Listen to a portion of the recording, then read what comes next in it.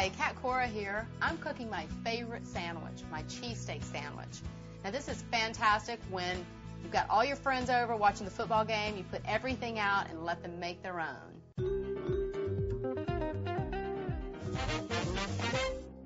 Now, first what I like to do is I like to start with a cast iron skillet. Now this makes for very even cooking and it gets really nice and hot. It really holds the heat. So if you've got one, it's great to use.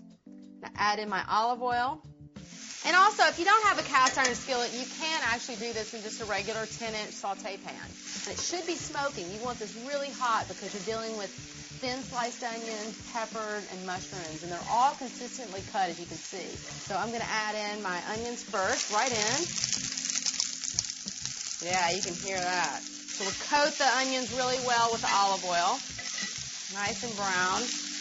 And also, onions and peppers give off their own juices, too. So you don't need a lot of olive oil in the beginning. Just a touch, just enough to coat the pan. Now I'm going to add in peppers. Keep that heat high while you're cooking. Now, these are going to take 3 to 5 minutes for the whole batch. So while we're doing that, I'm just going to season my steak. Now, season evenly on the meat. And make sure you season on both sides. You got to show love on the whole thing. These are coming along really beautifully. Oh, yeah. Okay, now I'm going to add in my mushrooms. Okay, now what I've done is I've preheated my oven to about 275 or 300, and I like to put these vegetables, once they're done, on a baking sheet, and just let them sit in the oven until everything else is ready to go, your cheese sauce, your steak. Take the vegetables, put them right on this baking sheet. Now, I'll take a spatula, a rubber spatula, and just get all of this out of the bottom because I'm going to use this pan again to sear my steak.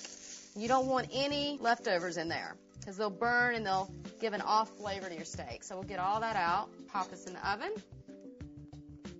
so it can stay warm. Now that my heat has come back up, I'm going to add a little bit more olive oil to the pan for the steak. And you want a super hot heat because you're just going to sear this. Nice and brown. Now, while it's sitting in the pan, I'm going to season it with a little bit of oregano on one side. Okay, so now you can see I've flipped it over, seasoned it on the other side with the chopped oregano, and it's just absolutely fantastic, gorgeous. I'm going to take that out and let it rest for 10 minutes. The reason you want to let your steak rest or any meat when you've cooked it is because what happens is when I put it in this hot pan, all the juices run to the outer side of the meat. Okay, it's all on the outside.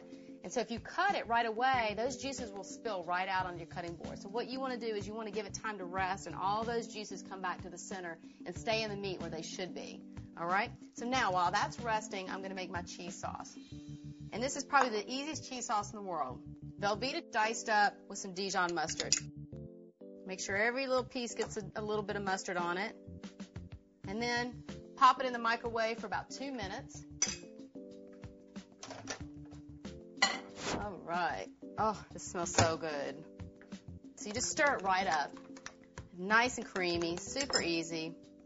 And the part I like, because I get all the little scraps, is cutting the steak. So now I'm just going to slice this really nice and thin because this is such a beautiful piece of meat. And these are sandwiches. All right. Oh, so beautiful. Look at that. Oh. See, I remember why I love the sandwich all over again. Now I'm going to keep slicing this. I'm going to get all my vegetables out. I'm putting everything out so when people come over, they can just make their own and we can have a great time. Look at this, my cheesesteak sandwich. It's a meal in itself. And what I like to do is I like to take a tossed green salad, put it on the side with a little balsamic vinaigrette. Fantastic. And your friends are going to love you. And remember, keep cooking.